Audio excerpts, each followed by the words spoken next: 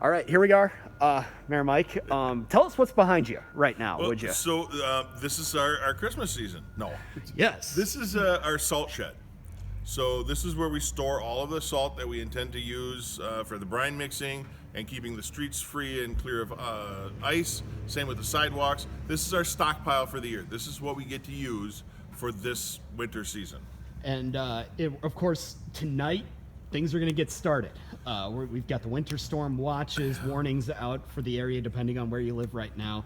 But I mean, I guess you can't exactly speak for mayors everywhere, but at least from Stevens Point's perspective, where do you start with this? So, we are anticipating potential of some significant snowfall. So you can see this little opening behind me. We've already pulled some of this salt out, mixed up some brine, and we've been, and I say we, but I mean the streets guys, our crews are amazing, and I have very little to do with it. So they go out and brine the streets. So they lay down this saltwater mixture, which adheres to the concrete or asphalt and then makes it much easier to plow the streets because the snow and ice doesn't stick to the streets.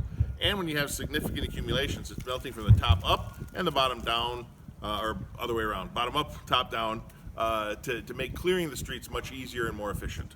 So at that point, things, when you do have to plow, it kind of comes off the road easier. Is what It you're saying. does. And the nice thing about brine is, let's say, because we're right on that line, let's say that we don't get a lot of snow.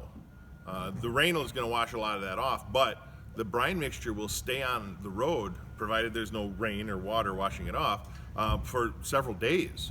So we can actually brine before the snow hits to make it much easier once the snow does happen to accumulate to clear the streets. Yeah, and again, this is the first one of the season, so to speak. Obviously, not the first one of 2019 because we all know what happened last spring. But still, it's a change in the season. It's a change in the routine for your crews. So obviously, with kind of this first one, everybody's got to get back in the swing of things. That means your staff, and that means residents as well. It does right? mean residents. And the one thing that seems to be a problem every year, and I see it happening to even myself, is we need to change the way we drive. We can't be taking advantage of speed limits and things like that. We shouldn't be anyway. But especially in the winter, be a little more cautious. Give yourself more time to get to work or to the grocery store. There is no need to rush. Give yourself further distances behind the car that you're following. Be sure and test the brakes every once in a while to see if the roads are slippery. But do it when there's no traffic or pedestrians around so you can do it before you need to. Slow down. Give yourself more time to stop at stop signs. The conditions change and they get very slippery and dangerous. Just be careful out there. And then as far as the plan for tonight goes, obviously things are subject to change at any time depending on where that line ends up moving as it's coming here from the Twin Cities. Right. What is the plan for tonight? So we have to be very flexible because we don't know exactly when things are going to hit.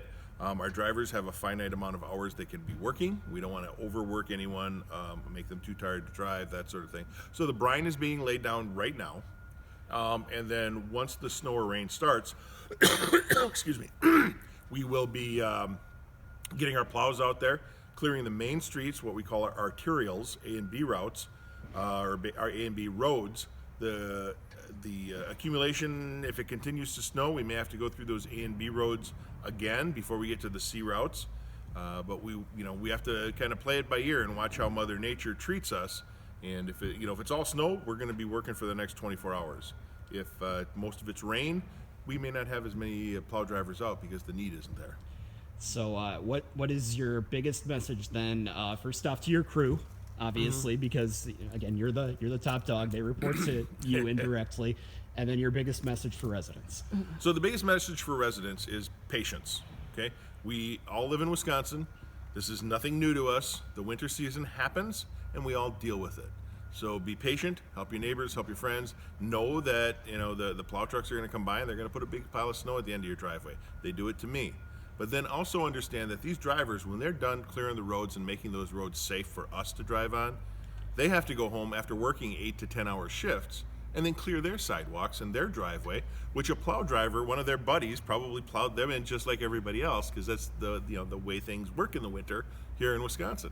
I can't express appreciation enough to the people who run our streets department and the parks and everybody that has the responsibilities, those extra duties in the winter season.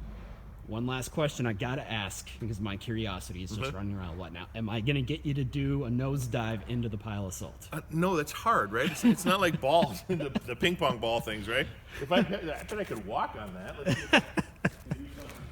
Yeah, see, we're really covering up. That's as far as you're gonna get. Hey, now your shoes are salted though now. That's and they're right. ready to go. So when that sidewalk is gonna be slick, you're gonna just. Yeah, I gotta wash them off now before it eats through the leather. All right. Anything else that you want us to know as we prepare for winter? No, be safe. All right.